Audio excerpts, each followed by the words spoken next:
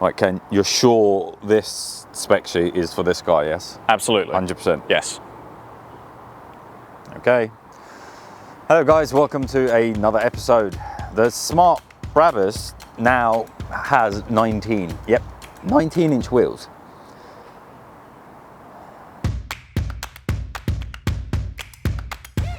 It can shoot to 62 mile an hour in under 4 seconds. 3.9 seconds to be exact. It has more power. It has more power. Do you know what? Go on. It. I'm not doing it. You can do it. Go on. I'm not going to tell the viewers. Just say it I'm once. not telling people Go on. that this smart car has more power than a Porsche 911 Carrera. Forget it. Even though it does have more power than a Porsche 911 Carrera. Oh yeah. What next? You're going to tell me that it's got more than 500 newton meters of torque? Well, yes, because it does. It has 543 newton meters of torque. Really? Yeah. Actually. No, don't say it. That is smart. No cliches. Let's go for a drive. What do you guys think of that? Not sure myself, but anyway. That's right, guys. Your ears, your eyes do not deceive you. This new 5-seater smart car has over 400 brake horsepower and has more than 500 newton meters of torque. And it does all sorts of smart stuff. Pun intended. There's much to talk and unpack with this latest offering from Smart, so let's kick off with some of the lecky stuff. The hashtag one is able to go from 10 all the way up to 80% charge in as little as 30 minutes. And that's thanks to its ability to take on charge at a maximum rate of 150 kilowatts per hour. Smart claimed that the Brabus has a combined range of about 248 miles, and that's thanks to a rather large 66 kilowatt hour battery, which contributes heavily to its 1.9 ton weight. So, in a way, you could argue that it needs all of 428 brake horsepower to get that weight moving. However, even with all that weight, it still boasts an impressive 225 brake horsepower per ton. Not too shabby for a car that started off life as a 1 litre plastic little city car. And that's not a dig. I owned 2 myself. I remember buying it from Mercedes in Loughton, and it was 0 deposit, £147 a month. That was the first time I bought a car with my own money. I never forget it. It was February of 2010, and I didn't realize at the time, but even power steering was an option on the smart car. 360 camera, heads-up display, driving assistance, never mind the smart, those things were an option on an S-Class back then. Of course, no EV road test is complete without looking at the cost of running one. So, in an effort to bring you a proper video, I went on a 35-mile trip to nowhere. In mixed driving mode, I just drove motorways, B-roads and some town for traffic. The Brabus logo is illuminated. And just before I got a nosebleed from trying to convert into miles per gallon so everyone could relate, I finally got there. Almost 74 miles to the gallon. The history of the smart car dates back to the early 2000s when it was introduced to the UK market for the first time by Mercedes-Benz. Although it started life off somewhat ridiculed for its looks, size and lackluster performance, it really didn't take long for it to become popular, especially amongst young drivers, first-time drivers and the people of London, with the streets becoming increasingly congested, with the Smart's biggest party trick being incredibly easy to park. The refinement levels improved over the years, especially with the introduction of the 451 chassis, which we featured for the first time on this channel back in 2017. A few years on, Smart announced that they'd be becoming a fully EV brand. So here is the first ever incarnation of an EV only Smart, which is now bigger and more grown up in every single way. And for the first time ever, as we established earlier, it's available as a 5-seater. Historically, you wouldn't associate Smarts with practicality, but the smart car has grown up. Literally. The rear is comfortably large enough for a baby seat. With the driver's seat adjusted to me, it still had plenty of space, still available for someone, say 5'11", tall, dark and handsome. The boot in its natural position is about 280 litres with some storage under the boot lid, but can extend to 411 litres with the seats moved forward, and even more if you fold the seats down.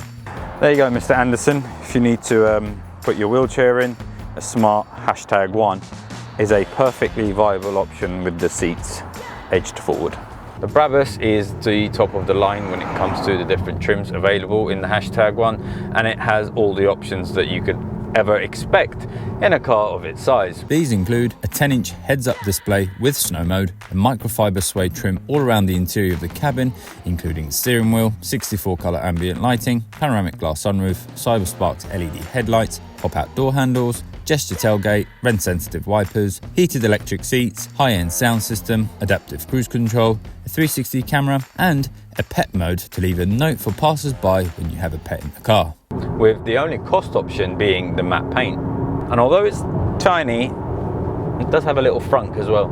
It isn't cheap, all that comes at a price, but this level of equipment, this level of tech, is unprecedented when it comes to this size and caliber of car. Ish.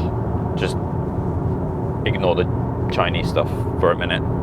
When you pit the Smart Barbs up against the likes of the top of the range EQA at Mercedes, or the Megane E-Tech, or even the Atto 3, the difference in the price is actually marginal. I really like the Atto 3, and in fact, one of the only things that let it down was I felt that it was a little bit underpowered. I think it was circa 200 brake horsepower, and this thing absolutely blows that out of the water. I'll put it into Brabus. Watch this. Oh no, hang on. Let's put the sound on. There we go. From 0 to 60 is when the Smart Brabus does its best work.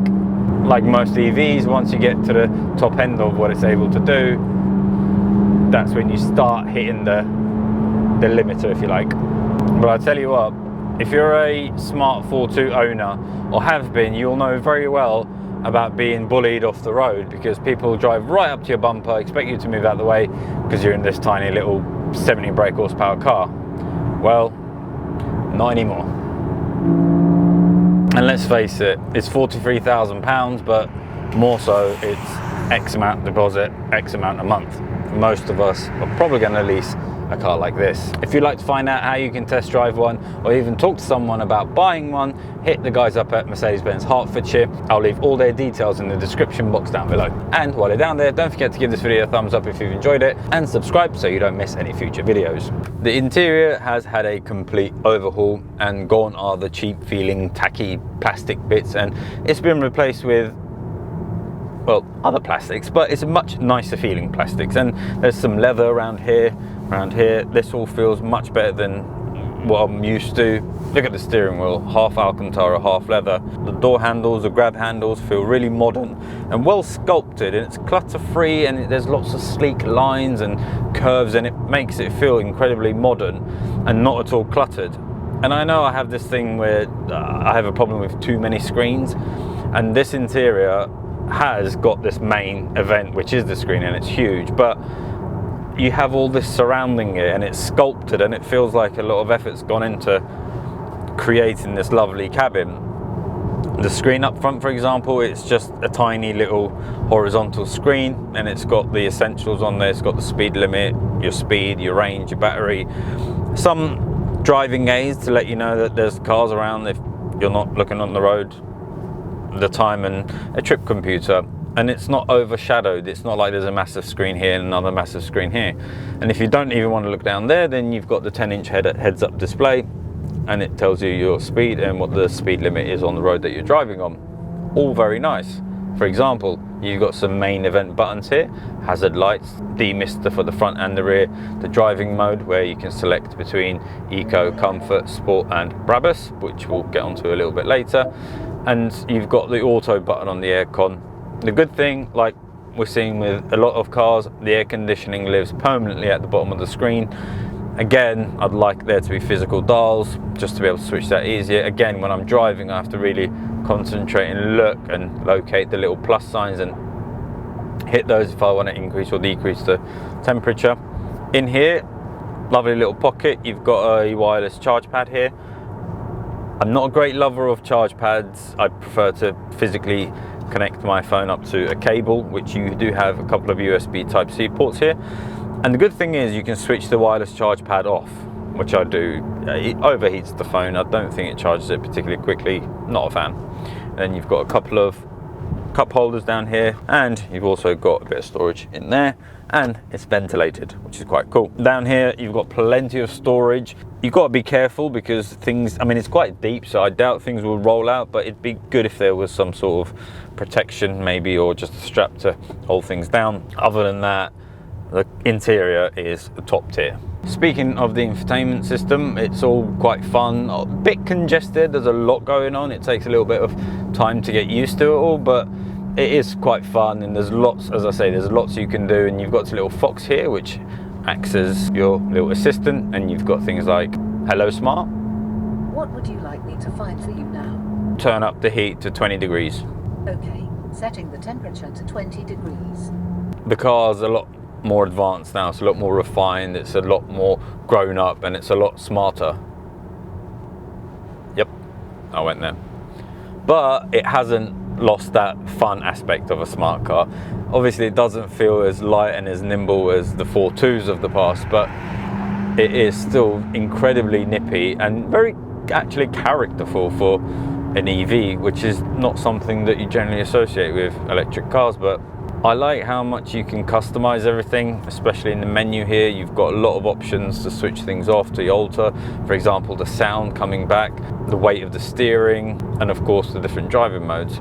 So if we just put it into Brabus for now, get these little noises come up, and suddenly steering gets a bit heavier, the accelerator becomes a bit more responsive, there's a lot more noise coming into the cabin now, and woohoo! Wow, that is incredibly nippy, and that's what I mean about fun. Look at this engine sound now, watch, ready?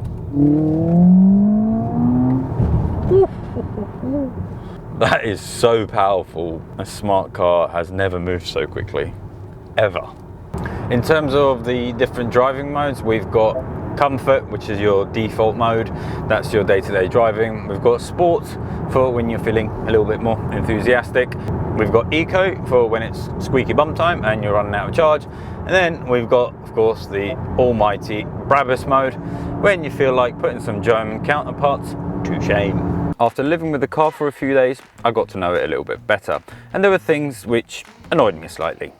So I pulled over to top up my charge and got playing with the menu systems, and the Smart didn't disappoint.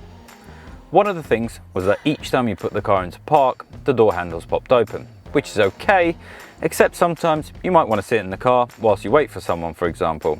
I wouldn't want someone to be able to just walk into the car, security thing, but luckily I was able to switch this off.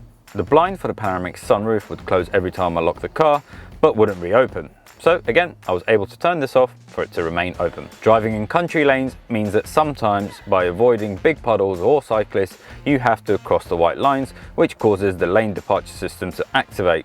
Although I was able to switch this off, I had to each time I got in the car. After 33 minutes, I was at 85% charge, so I decided to crack on. For me, there are two applications of EV which I really enjoy and which I believe really makes a lot of sense.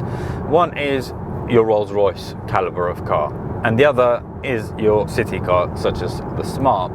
And I know what you're thinking, two ends of the extreme, but if we take a Rolls-Royce who take pride in being extremely smooth, supple and comfortable and all those luxurious words, it makes perfect sense for them to go electric, because then they don't have to worry about cylinders bouncing up and down and gearboxes changing gears to be smooth. In that case, you go electric, there's none of that, and the Rolls-Royce experience is just heightened. It's quiet, it's clean, it's comfortable, it's smooth.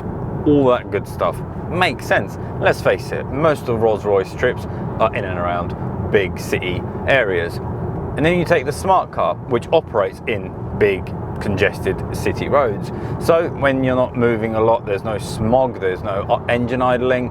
And if you have a Smart car, or if you have any EV car that even has a 100-mile range, 100 miles in and around the built-up area can cover a lot of ground. Again, that makes sense. Enter the #1. The straight line performance of the Brabus #1 is incredible. Like 0 to 30 is in literally no time at all. When you're on these winding country roads and you show the #1 a few bends, that's when it becomes a bit more wallowy, the suspension remains soft, and there's a fair bit of body lean, and that's to be expected given the weight of the car. So what are the downsides? Well, it'd be very harsh for me to compare it to the 4.2, but if we compare it to the 4.4, it's not as small as what it used to be, and you know, I think to a degree it's lost that appeal of being this small little compact car that you could literally park anywhere. But on the flip side, it's bigger, it's more spacious, it's more luxurious, and all that good stuff. And Smart are on this rebranding journey, so I'm sure there'll be more variants to come in the future. Whether we'll see a 2-seater version remains to be seen. I think technically, yeah, they wouldn't have any trouble cutting the car in half and creating a 2-seater version, but I think the challenge will come as to whether they can make it feasible financially. And this is pretty much the asking price for this caliber of car. We've seen it with the Atto 3, we've seen it with the Renault Megane E-Tech, and we've seen it with the Mercedes EQA. They're all thereabouts when it comes to price point. But I think the Smart probably looks the most fun, most characterful out of those aforementioned cars, and I quite like the fact that it looks like it's wearing a sports Brabus cap. Is it the best city EV car out at the moment? For me, yes. So far anyway. Thanks guys, see you in the next one.